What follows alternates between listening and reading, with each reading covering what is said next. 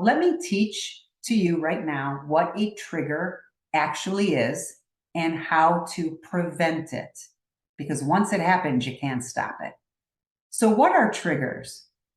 Trigger is, again, it's another one of these words that describes the state of somebody's nervous system. At the end of the day, that's what a trigger really is. Now, we have taken this word trigger in the betrayal world and we have applied it to many different things.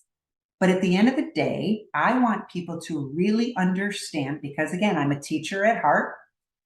I want people to really understand what it is so that you have the ability to take control over your life. Okay. So, what is a trigger? Three parts to a trigger. Number one, we have memories.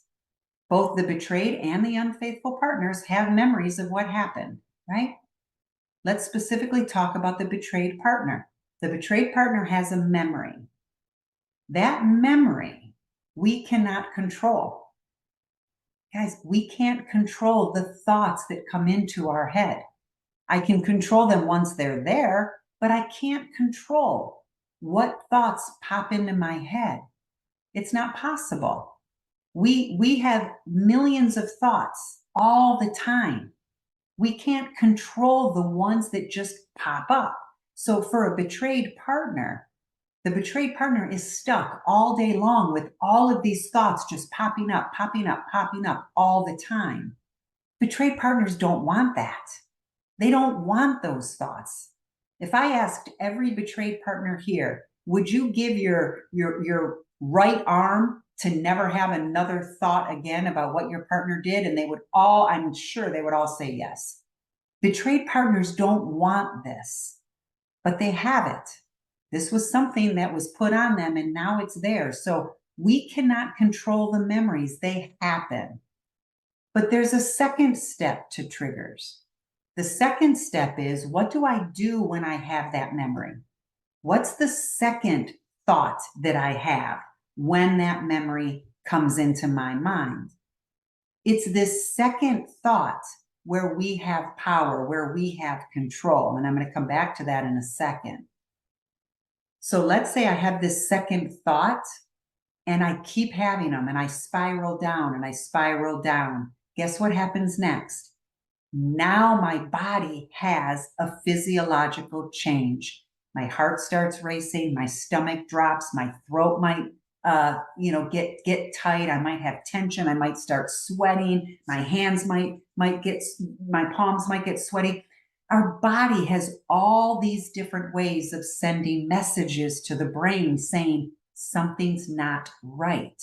So when the nervous system becomes dysregulated, what that really means is that the nervous system is changing the physiology inside of us. It's changing our heart, our lungs. It's changing where oxygen goes. It's changing where the red blood cells go.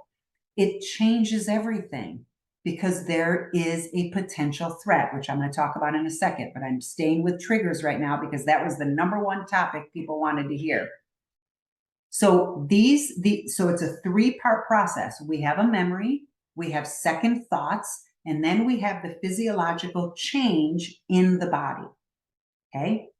This is what most people call the trigger, the physiological response. What I don't want is for people to call the memories a trigger. The memories are exactly that. They're memories and they're thoughts. Those trigger the body's physiological response depending on what happens with those memories and thoughts. Now, why do I spend so much time teaching this? Because I want unfaithful partners and betrayed partners to start using the same language. It's going to help in the reconciliation process. Because if a betrayed partner says, I'm having a memory, the unfaithful partner can say, hey, let me give you some data, which I'm going to talk about in a second here. Let me give you some data. Let me support you. Let me tell you that you're okay. Let me give you some safety. Maybe it's a hug. There's something that they can do when it's still at the memory phase, the thought phase, the reminder phase. Once it hits the body, all bets are off. You cannot stop it. You cannot tell your heart to slow down. You can't just say, oh, okay, my heart's beating fast, slow down. Oh, my stomach has butterflies, stop having butterflies. We can't do that. It's not possible.